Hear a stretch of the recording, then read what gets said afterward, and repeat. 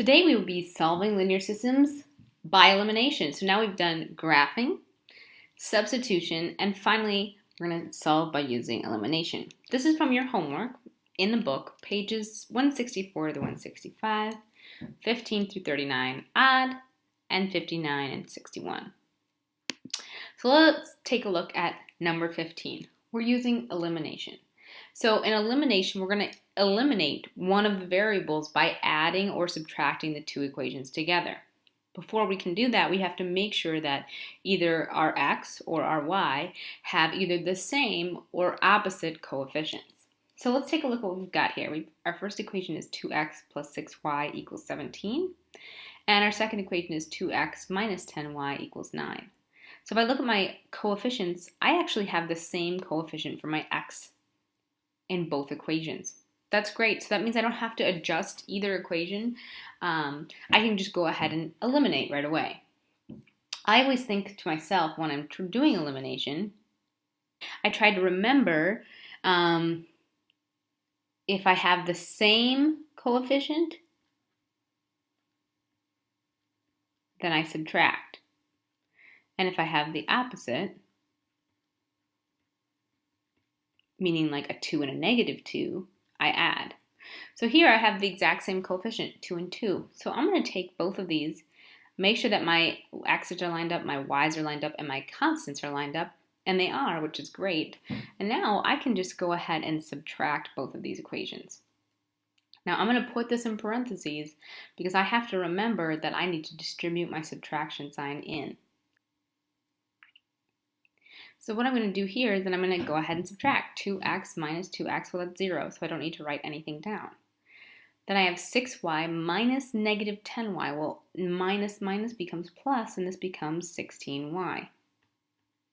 Finally I have 17 minus 9 and that becomes 8.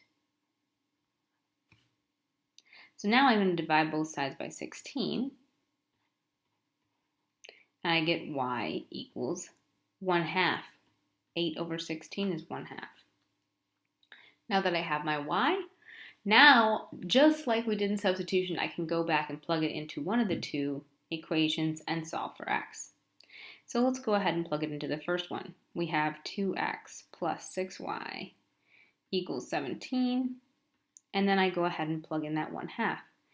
2x plus 6 times 1/2 equals 17. 2x plus 3 equals 17. Subtract 3 from each side. I get 2x equals 14. Divide by 2. And x equals 7. Now the final step to all this is writing my ordered pair, x comma y, and that would be 7 comma 1/2.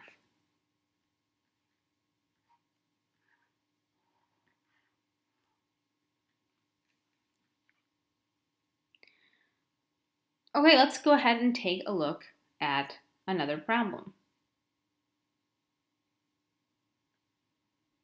Number 39, we have 2x plus y equals negative 1 and 4x plus 6y equals 6. The first thing I want to make sure is that all my variables are aligned. So my x's are over my x's, my y's are over my y's, and my constants are over my constants. And they are, and that's great. So the next thing I need to do is check my coefficients. Okay, the coefficients for x, well, they're not the same or opposite.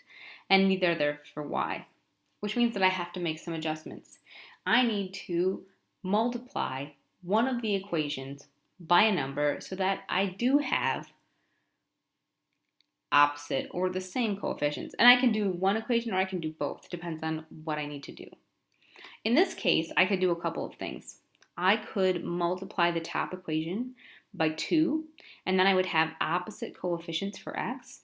I could also multiply the top equation by 6, and I would have the same coefficient for y. I could also multiply the top equation by negative 6 or the top equation by negative 2. Those seem to be the easiest options. in order to get the same or opposite coefficients. So let's go ahead and do that. I'm going to multiply the top equation, and I like the first choice I gave myself, which is to multiply the whole thing by 2. When I do that, I'm going to give myself opposite coefficients for x.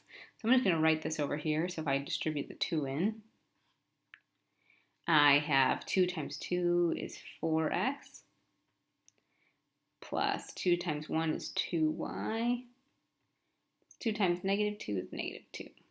2 times negative 1, excuse me. So then I have my first equation, and now I can just rewrite the second equation right under it. Negative 4x plus 6y equals 6.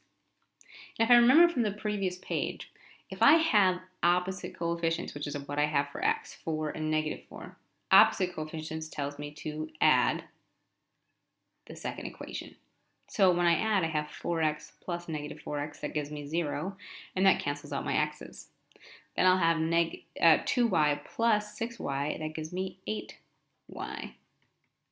Negative 2 plus 6 gives me a positive 4. Divide by 8 on both sides, and I have y equals, again, 1/2. So now that I know what my y is, I can go ahead and replug it back into one of these equations, doesn't matter which one, to figure out what my x is. So I'm going to go ahead and plug it into the second equation, and the reason for that is I know that when I plug in 1/2 to the second equation, when I multiply that by 6, I'm still going to get a positive or a whole number, and I like to deal with whole numbers as much as possible. 6 times 1/2 is 3. And if I subtract 3 from each side, I'm going to get negative 4x equals 3. And then I'm going to divide by negative 4. So I have x equals 3 over negative 4.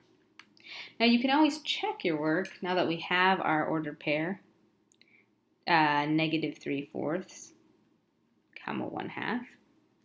You can always check your work by plugging it back in.